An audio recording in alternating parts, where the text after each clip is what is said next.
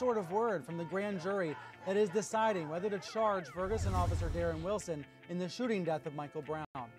Frankly, I think some people, some officers, some protesters, some journalists are getting impatient. A local critic of the national coverage is standing by, and so is a lawyer who's making sure that no more reporters get arrested. Remember that from back in August, a number of reporters arrested?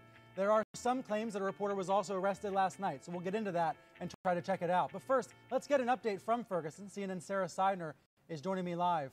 Sarah, can you tell us the latest sense of timing about when we may hear something from the grand jury, from the prosecutor's office?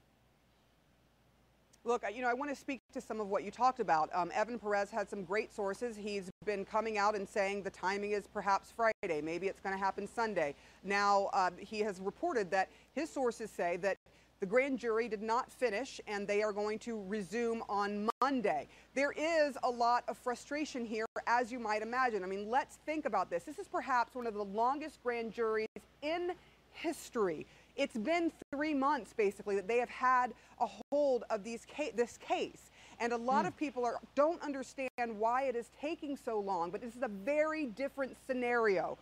Very different. They are basically being asked to investigate far more than any grand jury normally does. They have a very low threshold. All they have to decide is whether they think that perhaps